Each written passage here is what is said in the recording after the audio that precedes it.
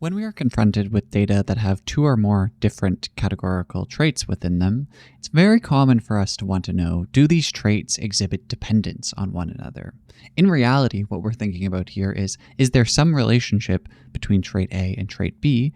Do they actually seem to depend on one another? Do they actually seem to matter for one another's different values? Or conversely, are they independent? Can we change one without sort of having an influence on the other? Okay, and so we capture this idea through the idea of statistical independence. And practically speaking, wanting to understand whether there's dependence or independence is very frequently of scientific interest. In order to do this with qualitative data, one of the tests that we can turn to is the chi-squared test for independence. So the idea with the chi-squared test for independence is that we're going to take the chi-squared test procedure, we're going to make the assumption that they are actually independent of one another, and then we're going to use that to generate the expected cell counts that we might need and test this through our standard chi-squared test procedures. So the chi-squared test for independence provides a technique for assessing whether two separate traits are independent based on data collected within a contingency table. So what does this actually end up looking like in practice? Well, there's a desire to test whether the two traits are independent. We want to use data that have been collected in a contingency table. We're going to always be thinking about this being a two-way contingency table, so we're looking at two different traits here, and we want to know, are these two traits independent of one another? The null hypothesis is going to be that the traits are independent, and so the alternative is that they are dependent, right? They're not independent. We have observed frequency distributions. We'll denote those using OIJ. I is going to index the first trait, so that will have levels 1 through K, and J is going to index the second trait, so that will have levels 1 through L. Okay, and so then we have our first trait with K levels, our second trait with L levels. The expected totals are then computed as EIJ, and to get these expected totals, what we're going to do is we're going to take the marginal total of our first trait times by the marginal total of our second trait over the overall total. Okay, and so NI dot, what that corresponds to is the summation of OI over all of the possible values for J, right? So we put a dot here to indicate that we summed over the index for J. N dot J is going to be the marginal total that fixes this value for J and then sums over all of our possible values for I. Okay, and so then in these situations, we have Ni dot times N dot J all over the total value of N here. The test statistic, so the chi-squared test statistic, we take the summation over all of the values in our contingency table of the observed minus the expected. We square that, and we divide that by the expected value. Okay, and so that's going to give us our standard chi-squared test statistic here. And under the null hypothesis of independence here, this test statistic is going to follow a chi-square distribution with k-1 times L-1 degrees of freedom. Okay, and so that is going to ultimately be the distribution that we'll derive our p-value from, and that p-value is going to be the upper one-tailed p-value. And so we take the CDF of that distribution, right, the CDF of the k-1 times L-1 distribution. We want to know, well, what's the probability that our test statistic was greater than whatever we have observed, and so it's going to be 1 minus the CDF at that value plugged in. Okay, and then if that p-value is below our significance threshold, then we reject the null hypothesis and conclude that they are not independent. If it's above our significance threshold, then we have no evidence to conclude that they're not independent. Okay, so we can take a look at an example of this procedure in action here. So we have a retail company, and they're launching a new marketing campaign, wants to determine if there's a relationship between the customer segment and the marketing campaign that's actually being used. So they track whether customers from each segment respond positively or negatively to each campaign. So they have their customer segments are either tech enthusiasts or value seekers, and then they have social media ads with purchase and without purchase, and email promotions with and without purchase, right? And they have their total counts for how many individuals fall into each of these categories. And so if we want to apply the chi-squared procedure for independence here, what we're really asking is there a dependence between the customer segment, which is our tech enthusiasts or our value seekers, and the response on the social media or the email marketing campaign? So does it seem like tech enthusiasts or value seekers has any bearing on the way that they're going to respond to the different social media campaigns here. In other words, if these are independent, then it doesn't matter which way we market to them. The marketing is going to be equally effective in both cases. However, if they're not independent, then it might be the case that we want to target specific types of marketing at specific customer groups. Okay, and so that's sort of where we're thinking about with this. To run this test procedure, right, what we're going to do is we're first going to calculate out all of our expected values. And again, to get our expected values here, we're going to take the marginal total, so this 150 times by this 150, divide that by 400, and that will give us our first marginal, or our first expected value. Then we'll take our 150 times by this 250 to give us our second one, and so forth through this whole table here. So in this case, it's typically going to be easiest to think about expressing this out as a table still, right? We write it out in sort of exactly the same format to keep track of the calculations in that way. So we want to test this at the alpha equals 0.01 level of significance, and so we can start to walk through what does this actually look like in practice. And so our expected table is computed out down here for us. And so if we see what we're actually doing here, right, 150 times 150 over 400, that's our marginal, times our marginal, divided by the overall total, and that gives us our expected value. 150 times 250 over 400 is the 150 times by the 250 over the 400. Right, and then we do the same thing. So we have our 75 here, our 125 here, and our 50 here. Okay, and then again, it's 150 for our top row and 250 for our bottom row, always dividing by 400. And that's going to give us out each one of our expected values. Okay, and then our expected value, the 56.25 here, is going to correspond to our observed value of 95, or the 28.125 to the 10. Okay, and so in this case, we can then take a look and see how do the expected values compare to the observed values. And so doing that, we can take out our table of differences here. Okay, and so here we're taking our observed minus our expected to give us that difference, right? Observed minus expected to give us the difference. And we do this through all of the different values here. Okay, and when we do this, we should find the sort of the different options that we have going on here.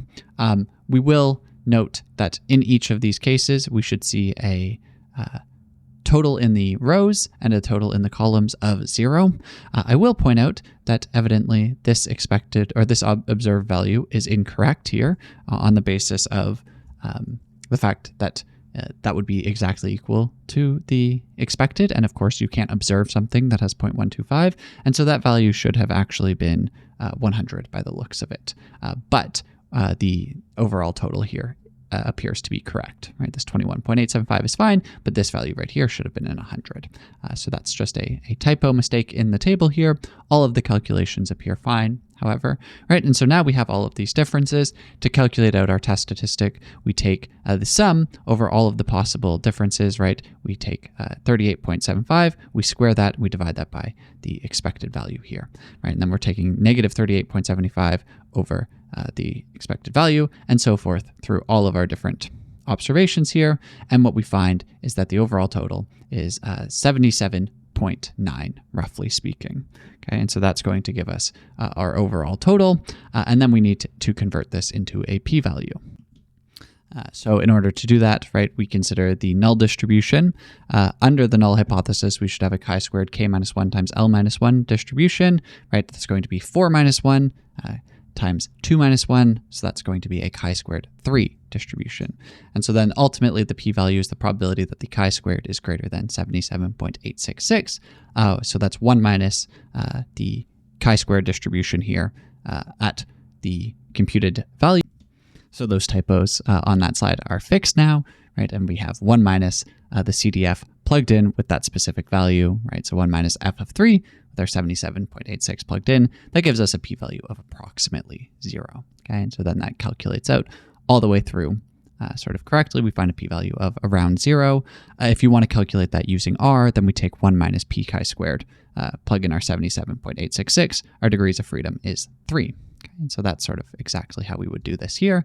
So then to draw our conclusion, right, we find that since the p-value is smaller than the level of significance, we reject the null hypothesis and conclude that the traits are not independent. Specifically based on the observed data, there is sufficient evidence to conclude that the customer segment and the ad efficacy are dependent on one another. In other words, the customer segment will respond differently. The different customer segments respond differently to the different types of social media or email-based marketing campaigns. Again, we might then want to investigate, well, how do they respond differently? Should we be targeting one group with one type of campaign and the other with another type of campaign?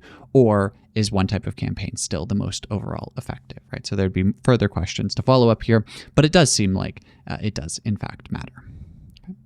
Take a look at a second example here. So we have a biologist that's studying a particular species of flowering plant. They want to investigate whether there's a relationship between the color of the flowers, so that's either red or white, and the shape of the leaves. So they have oval or jagged leaves here. Okay, and so again, they collect data stored in this contingency table here. Okay, so we have our red or our white flowers, we have our oval or our jagged leaves, and then our totals throughout, right? And the intriguing thing that we have here is we have a total of 100 red and white flowers, a total of 100 and oval and jagged leaves, right? A total of 200 overall, but everything is sort of nicely balanced here. What this is going to mean is that actually when we start calculating out our expected values, everything's going to have the same expected value, right? Because we're going to take 100 times 100 divided by 200. That's going to give us a 50 here. 100 times 100 over 200, 50 here. 100 times 100 over 200, 50 here. Same thing here. You're going to get a 50, right? So then everything is going to have an expected value of 50 in this case, which makes it a little bit easier to work out our test statistics, okay? So then under the null hypothesis that they are independent, everything should be seeing as a 50 here, okay? And so then we're going to be able to very quickly work out, well, what is the actual value for our test statistic and so forth. Okay, so our observed counts, we work them all out to be 50. That means that we're going to end up with differences of 5 in each case, right? 55 minus 50 is our 5. 45 minus 50 is our negative 5. 45 minus 50 is the negative 5. And then 55 minus 50 is 5 again. And so then our test statistic is going to be the 5 squared over 50, negative 5 squared over 50, and so forth, added across the 4 observations. So that gives us a chi-squared test statistic of 2. Okay. Now we think about, well, how many degrees of freedom are there going to be? We have k minus 1 times l minus 1. Both k and l are 2 in this case, so 2 minus 1 times 2 minus 1. It's 1 times 1, or just simply 1. And so if the null hypothesis is correct, this should follow a chi-squared 1 distribution. And so our p-value in turn is going to be 1 minus the chi-squared CDF with 1 degree of freedom, evaluated at 2. That gives us a p-value of 0.157. Okay, and so again, to get this using R, we use the p chi-squared function. P chi-squared is going to correspond to the CDF of the chi-squared distribution, right? And so we have that with 2 and degrees of freedom is 1. And so as a result, since the p-value is larger than, right, we had a p-value of about 16%, the p-value is larger than the level of significance, we fail to reject the null hypothesis and conclude that there is no reason to suspect that the traits are not independent, or there's insufficient evidence to suspect this. Based on the observed data, there is not sufficient evidence to conclude that the leaf color and the leaf shape are dependent on one another. It would appear, based on these data, that if we have sort of biological reasons to think that they would be independent, that the data do not contradict that statement, right? And so we can go about believing our null hypothesis, assuming that that was sort of the regular default belief that we might actually have.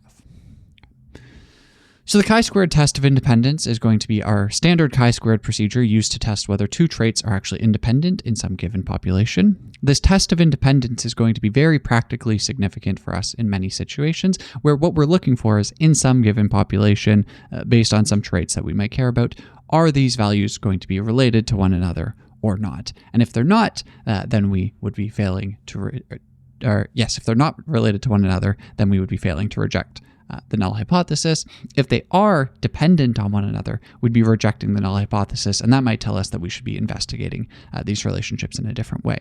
Ultimately, however, this is going to be testable through the chi-squared procedure, so long as we have our contingency table. So that's going to be either based on qualitative data or discretized continuous data, discrete data as well. And from all of these, we can then use our standard procedure, calculate the expected values, look at our chi-squared test statistic, compute the p-value from the standard chi-squared distribution, and then draw our conclusions as they relate to the dependence or lack thereof in the specific population that we're thinking about.